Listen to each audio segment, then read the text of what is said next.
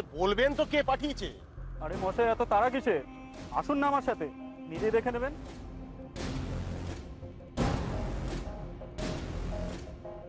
Sir, আপনার কাজ হয়ে গেছে।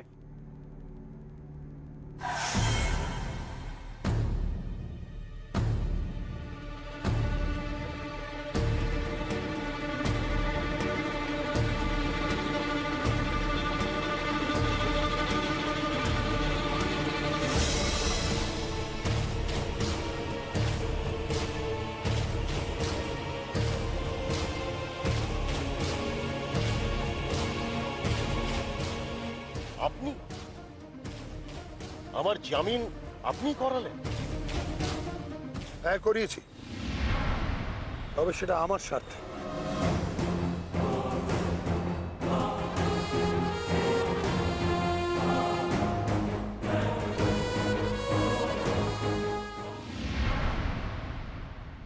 এই মিস্টার চৌধুরী, আপনার ফিস। Thank you sir. আমি তাহলে চলি স্যার। হ্যাঁ,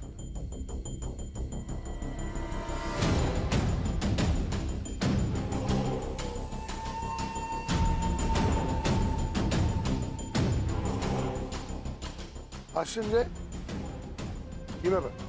আমি জানতাম মিস্টার ক্যানেডি, আমি জানতাম যে আমার জামিনের জন্য কেউ এগিয়ে আসুক না আসুক, খুব মস্ত বড় একজন খেলোয়াড় আছেন, খুব মস্ত বড়, যিনি ঠিক এগিয়ে আসবেন তার নিজের স্বার্থের জন্য।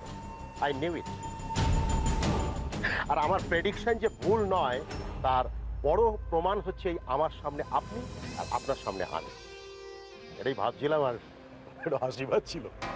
জামিন যখন পেয়ে গেলেন উপেন উকিল, তখন চলুন নতুন করে খেলাটা শুরু করা যাক।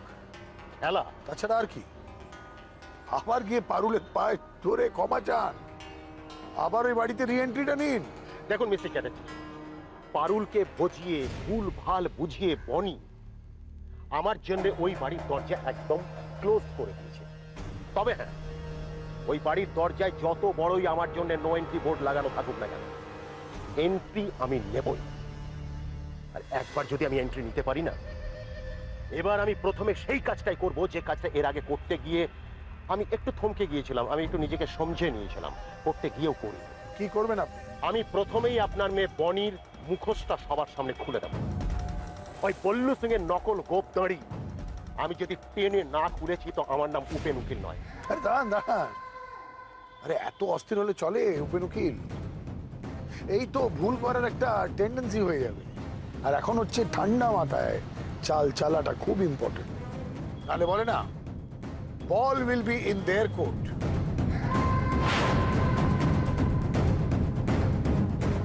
সব বাজে বাজে ভাবনা না ভেবে আসল ভাবনাটা ভাবুন। আপনি পুরো প্রপার্টিটা ট্রান্সফার না করালে আপনি তো আপনার পাওনাটাই পাবেন না।